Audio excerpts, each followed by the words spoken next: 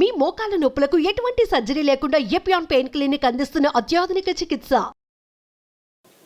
ఇంత ఏమీ అవసరం లేదు. మీకు ఏ రోగమన్నా ఉన్ని డజంట్ మ్యాటర్. మీరు ఈ 5 సిరిధాన్యాల్ని 2 రోజులకు ఒకసారి మార్చి భోజనం చేయండి. అంటే 2 రోజులు అరికలు తినాలి, 2 రోజులు సామెలు తినాలి, 2 రోజులు ఊదులు తినాలి, 2 రోజులు అండుకూరలు, 2 రోజులు కూరలు, మళ్ళా సైకిల్. అలాగే కషాయాలు. ఈ రోగనిరోధక శక్తి మీకు కావాలంటే ఈ వ్యాక్సిన్లు ఇవి అవి ఏం పనిచేయవు, ఏమీ పనిచేయవు. మీకు పనిచేసేది ఈ 7 కషాయాలు చెప్తాను, పుస్తకంలో రాశారు. గరిక, తులసి, తిప్పతీగ, బిల్వం, కానుగ, వేప, రావి. ఈ 7 ఆకుల కషాయాల్ని 4 రోజులు, గరిక 4 రోజులు, తిప్పతీగ 4 రోజులు, తులసి 4 రోజులు, బిల్వం 4 రోజులు, కానుగ 4 రోజులు, 4 రోజులు వేప, 4 రోజులు రావి కషాయాలు తాగితే మీకు 2 సంవత్సరాలు డెంగ్యూ రాదు, పంగు రాదు, H5 రాదు, N1 రాదు, పంగు, జింక, పుంక, నీఫా, గీఫా, ఈ రోగాలన్నీ మీ దగ్గరికి రానే రావు, గ్యారంటీ. దీనికి ఏమైనా ఖర్చు పెట్టాలా మీరు? కానగాకు దొరుకుతుంది, తిప్పతీగ దొరుకుతుంది, వేపాకు దొరుకుతుంది, రావేకు దొరుకుతుంది, ఇంకా అన్ని చోట్ల నేను చెప్పేటివన్నీ దొరుకుతూనే ఉన్నాయి. మన అదృష్టం. ఒక్క పైసా ఒక్కరూ ఖర్చు పెట్టాల్సిన పని లేదు. ఆకులు తెచ్చుకోండి, బాగా కడగండి. ఏ దానిలతో కడుగుతారు? ఏ నీళ్ళతో కడుగుతారో? ఆర్వో వాటర్తో కడగండి. రాగి ప్లేట్ ఉంచిన మట్టి కుండలో ఉన్న నీళ్ళతో కడగండి, స్ట్రక్చర్డ్ వాటర్తో కడగండి. అర్థమైందా? ఆ నీళ్ళతో కడిగి ఆ నీళ్ళతోనే కషాయం చేసుకొని, కావాలంటే తాటి బెల్లం, చెరుకు బెల్లం వేసుకోవద్దండి, గ్లూకోజ్ ఎక్కువ ఉంటుంది. తాటి బెల్లంలో ఫ్రక్టోజ్ ఎక్కువ ఉంటుంది, ఏమీ ఇబ్బంది లేదు. పిల్లలకి బెల్లం కొద్దిగా వేసి కషాయం తాపించండి. 9 నెలల పాప నుంచి 108 సంవత్సరాల ముసలి వాళ్ళు కూడాను కషాయాలు తాగొచ్చు, ఏమీ ఇబ్బంది లేదు. అదే ఆడవాళ్ళు అయితే గోంగూర కషాయం రామబాణం. మీకు ఏమీ తోచట్లేదనుకోండి, గోంగూర ఆకు తెచ్చుకొని 4 ఆకులు ఉడకపెట్టుకొని 2 నిమిషాలు కషాయం చేసుకొని తాగండి. టీవీ చూడకండి, టీవీ చూస్తూను తాగొచ్చు. గోంగూర కషాయం అయితే మీకు టీవీ చూడకుండా చేస్తుంది. మీకు ప్రజ్ఞ ఎక్కువ అవుతుంది, రోగనిరోధక శక్తి ఎక్కువ అవుతుంది, అద్భుతమైన రక్తహీనత నుంచి దూరంగా వచ్చేసేదానికి వీలవుతుంది, వైట్ డిశ్చార్జ్ తక్కువ అవుతుంది. ఇలాంటి మీ సమస్యలన్నీ 99% గోంగూర కషాయంతో మాయమైపోతాయి.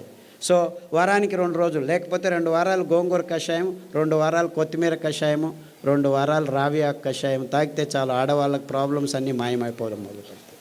ఇంత సింపుల్గా ఉంది విషయం. ఇన్ఫ్యాక్ట్ ఇంత సింపుల్గా ఉందని నేను చెప్పేది ఎవరు నమ్మరు. మొదలు అందరూ అలాగనే వాళ్ళు. ఒక డాక్టర్ లేచి నేను 2 గంటలు లెక్చర్ ఇచ్చిన తర్వాత, ఓ ఈజ్ దట్ సో సింపుల్ అన్నాడు. I said it is much simpler. 2 గంటలు అవసరం లేదు, 2 వాక్యాల్లో చెప్తాను నేను. 2 వాక్యాలు. రోజుకు 1 గంట నడవండి, వీలైతే పొద్దున 15 నిమిషాలు, సాయంకాలం 15 నిమిషాలు. ఇంత అద్భుతమైన పదార్థాలని ఇప్పటికీ ఇస్తున్నాడు దేవుడు. ఎన్ని పాపాలు చేసినా మనము ఆ దేవుణ్ణి ఒక 15 నిమిషాలు పొద్దున్న లేచి ధ్యానం చేయండి, సాయంకాలం పడుకునే ముందు ఒక 15 నిమిషాలు ధ్యానం చేయండి. తర్వాత సిరిధాన్యాలని తినండి, గోధుమలను తినకండి, బియ్యం తినకండి, పాలు తాగకండి, చక్కెర ముట్టద్దండి, గుడ్లను కూడా చూడొద్దండి. పాపం అవేమో పిల్లల కోసం గుడ్లు పెట్టుకుంటున్నాయి, మీరు వెళ్ళి రాక్షసులాగా తినకండి. దానిలో గుడ్లు దానిలో కొననివ్వండి. లేదు చేపలు చాలా మంచివి, జలపుష్పాలు తినొచ్చని కొందరు స్వామీజీలు కూడా చెప్పడం మొదలుపెట్టారు. దాంట్లో మీకు దొరికేది పాదరసము, మెర్క్యూరీ తప్ప ఇంకేమీ దొరకదు, అంత భయంకరంగా ఉంది. బుద్ధిమాంద్యం పోదు కదా, బుద్ధిమాంద్యులు అవుతారు.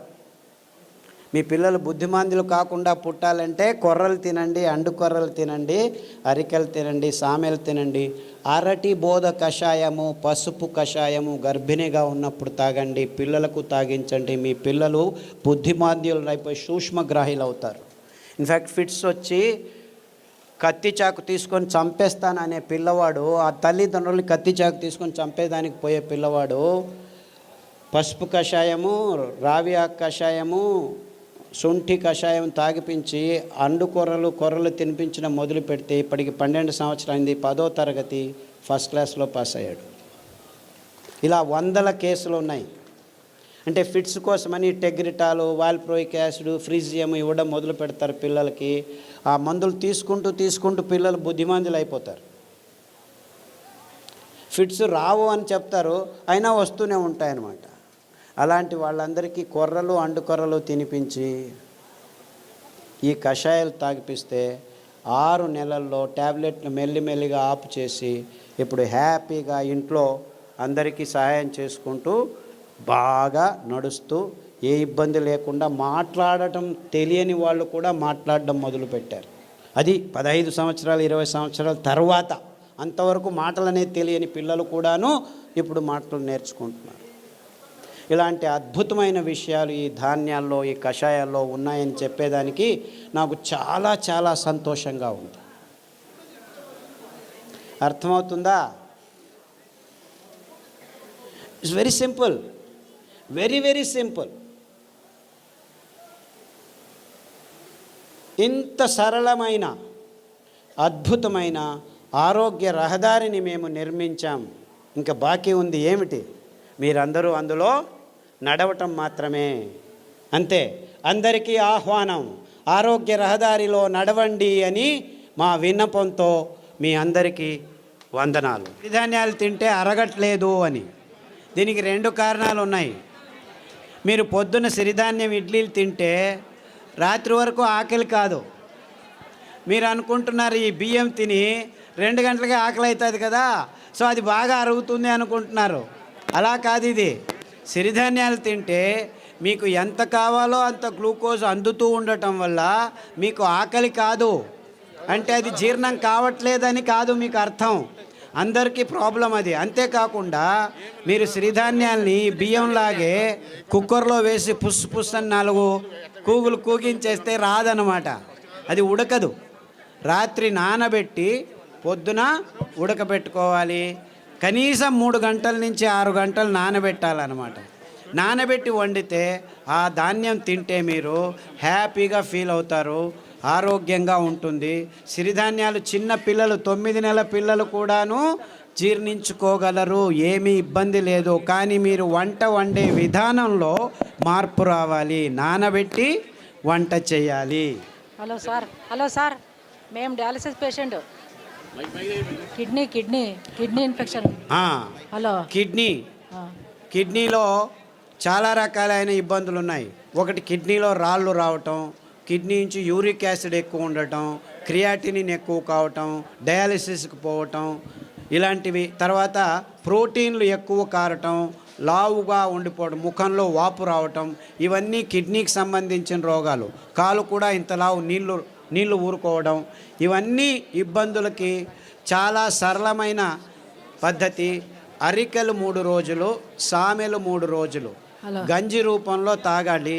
మార్చి 9 వారాల్లోనే మీకు ఈ ప్రాబ్లమ్స్ అన్నీ బాగవుతాయి. దానికి తోడు రణపాల ఆకు, పునర్నవ ఆకు, కొత్తిమీర ఆకు కషాయం వారం మార్చి తీసుకుంటే 9 వారాల్లో మీకు అంతా బాగవుతుంది. వీక్లో డయాలసిస్ 2 టైమ్స్ తగ్గిపోతూ వస్తుందమ్మా. ఇన్ఫ్యాక్ట్ చాలామంది డయాలసిస్ చేసుకున్న వాళ్ళు 1 సంవత్సరంలో డయాలసిస్ నుంచి దూరం కావచ్చు.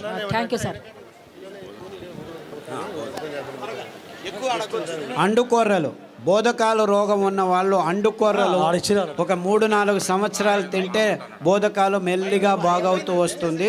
దానికి తోడు జామ ఆకు కషాయం, రావి ఆకు కషాయం, సాదాపాకు ఆకు కషాయం తాగాలి.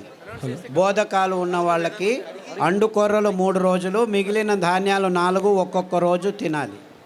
సార్ నమస్కారం అండి. సార్ ఇక్కడ సార్ ఇటుపక్క సార్ చెప్పండి సార్. నా భార్యకి 4 సంవత్సరాల నుంచి ఒక వ్యాధి ఉన్నదండి. ఆమె ఉదయం పూట్ల సరిగా పండుకోదండి. రాత్రి పూట్ల పడుకున్న తర్వాత మళ్ళీ తెల్లవారుజామున లేదండి. ఆ రాత్రి తెల్లవారుజామున అట్లా 2 రోజుల వరకు అలాగనే నిద్రపోతుందండి. లేస్తే తల తిరిగి వెంటనే మళ్ళీ కింద పడిపోతుందండి. ఈవెన్ పక్కన ఉన్న బాత్రూమ్ దగ్గర నుంచి మంచం దగ్గర రావడానికి కానీ తను నడిచే శక్తి లేక చిన్నపిల్లలాగా దొగ్గాడుకుంటూ వచ్చి మంచం మీద పడుకుంటుందండి. లేస్తే మళ్ళీ ఫుల్గా యాక్టివ్గా ఉంటుందండి. ఇది ఎందుకనేది అర్థం కాలేదండి. దీనికి వెర్రి నువ్వుల నూనె 2 వారాలు, నువ్వుల నూనె 2 వారాలు, ఉదయం లేచిన వెంటనే పడిగడుపున తాగించాలి. దానికి తోడు మారేడు ఆకుల కషాయం, బిల్వపత్రం కషాయం అంటారు. మారేడు బిల్వం రెండు ఒకటే. గరిక కషాయం, పసుపు కషాయం, సాదాపాకు కషాయం వారం వారం మార్చి తాగించండి. అండుకొర్రలు 3 రోజులు, మిగిలిన ధాన్యం ఒక్కొక్క రోజు. ఇలా తినిపిస్తే 6 వారాల్లోనే తేడా కనిపిస్తుంది. 6 weeks all that it takes. 6 నెలల్లో పూర్తిగా బాగవుతుంది. రక్తపు క్యాన్సరు, గర్భకోశం క్యాన్సరు, మెదడు క్యాన్సరు, ఎముకల క్యాన్సరు, ఇలా 14 రకాల క్యాన్సర్లు పుస్తకంలో పట్టీలో రాశారు. దాంట్లో ఉన్న ఆహారం, కషాయాలు వాడితే 6 వారాల్లోనే తేడా రావటం జరుగుతుంది. 6 నెలల్లో చాలా మటుకు మీకు గుణముఖులు అవుతారు. సార్ నాకు ఒట్టిగో డిజినెస్, తల తిరగడము, మళ్ళీ ఇది ఒకటి ఉంది సార్. ఇది బ్రెయిన్ కొంచెం. సాదాపాకు కషాయము, పసుపు కషాయము, అరటి బోధ కషాయము. తర్వాత ఈ వర్టిగో ఉన్నవాళ్ళు చాలామందికి ఈ తంబాకు అంటే పొగాకు, సిగరెట్లు కానీ ఈ లోపల నోట్లో పెట్టుకోవడం కానీ అలవాటు ఉన్న వాళ్ళకి ఈ వర్టిగో ఎక్కువగా ఉంటుంది. అంటే మీరు దాని నుంచి బయటపడాలంటే చేయాల్సింది కానుగ ఆకు కషాయం, చమురు ఆకు కషాయం, రావి ఆకు కషాయం. ఈ 3 కషాయాలని మార్చి తాగాలి. అరికలు, సామెలు ఎక్కువగా తినాలి. సార్ నమస్కారం sir. Prostate cancer, lung cancer.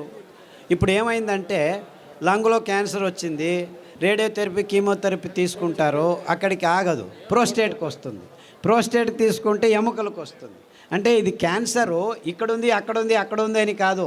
Cancer మొత్తం దేహంలో ఉంది, ఒక్కొక్కసారి ఒక్కొక్క చోట బయటపడుతుంది అని అది అర్థం చేసుకోవాలి. కాబట్టి అన్ని క్యాన్సర్లకు మూలం ఒకటే. అందువల్ల మీరు పారిజాతము, రావి ఆకు, జామ ఆకు కషాయాలు అన్ని క్యాన్సర్లకు బేస్గా ఉండాలి. ఈ 5 ధాన్యాల్ని 2 రోజులు తినడం మొదలు పెట్టండి. 6 వారాల నుంచి 6 నెలల్లో మీకు గుణముఖుడవడం మొదలు పెడతారు. 2 సంవత్సరాల్లో పూర్తి క్యాన్సర్ మీ దేహం నుంచి బయటపడిపోతుంది. ఏమీ ఇబ్బందులు ఉండకుండా జరుగుతుంది. బ్రెయిన్ స్ట్రెంగ్తింగ్ చేసి అదే చెప్పాను కదా, సదాగా సాదాపాకు, పసుపు కషాయాలన్నీ ఈ నర దౌర్బల్యానికి జరిగినేదానికి. తర్వాత నువ్వుల నూనె, వెర్రి నువ్వుల నూనె తాగండి.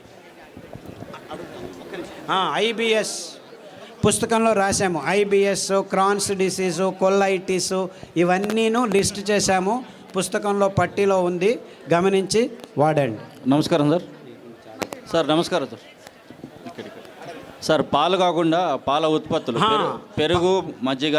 పాలు లాక్టోబాసిల్లస్ తోడుకు పెరుగుకు వేసుకుంటే అందులో ఉన్న కెమికల్స్ అన్నీ నిర్నామం అయిపోతాయి ఫర్మెంటేషన్ వల్ల. అంతేకాకుండా మనకు పాలు, కొబ్బరి పాలు అతి అద్భుతమైన పాలు, అన్ని రోగాలను దూరం చేస్తాయి. నువ్వుల పాలు ఇంకా మంచిది, రాగి పాలు మంచిది. సో మనకు ఒక్క పాలు కాదు, కొబ్బరి పాలు అతి అద్భుతమైన పాలు. పిల్లల రోగాలన్నీ దూరం అయిపోతాయి. రోగనిరోధక శక్తి ఎక్కువ అవుతుంది, జీర్ణశక్తి బాగుంటుంది, మెదడు రోగాలు రాకుండా ఉంటాయి. సో మీరు పాలకు పర్యాయం అంటే చాలా పాలు ఉన్నాయి. కొబ్బరి పాలు, నువ్వుల పాలు, రాగుల పాలు, సజ్జల పాలు, ఇలా 4-5 రకాల పాలు. దానిలో నుంచి పెరుగు కూడా చేసుకోవచ్చు. ఏమీ ఇబ్బంది లేదు. సార్ నమస్కారం అండి. నా పేరు పూల రమణ సార్. ఈ పరిసర ప్రాంతాల్లో మాకు రాగిడి భూములు ఎక్కువ సార్. సో ఈ ప్రాంతంలో మేము ఎక్కువగా జొన్నలు పండిస్తుంటాం. జొన్నలు, రాగులు, సద్దలు పండిస్తుంటాం. వాటి గురించి కూడా మీరు కొంచెం దయచేసి వాటి వివరణ కూడా ఇవ్వాలి. పుస్తకంలో రాశారు తటస్థ ధాన్యాలని. ఎందుకు మీరు రాగులు, సజ్జలు, జొన్నలే ఇంకా పెంచుతున్నారంటే కారణం ఇంతే. ఇది చాలా టెక్నికల్ రీజను, ప్రాక్టికల్ రీజను. రాగులు, సజ్జలు, జొన్నలు నగ్న బీజాలు అంటారు. అంటే దానిల మీద కవచం ఉండదు. అంటే దాన్ని మీరు మిషన్కి తీసుకెళ్ళి డీహస్కింగ్ చేయాల్సిన పని లేదు. అందుకే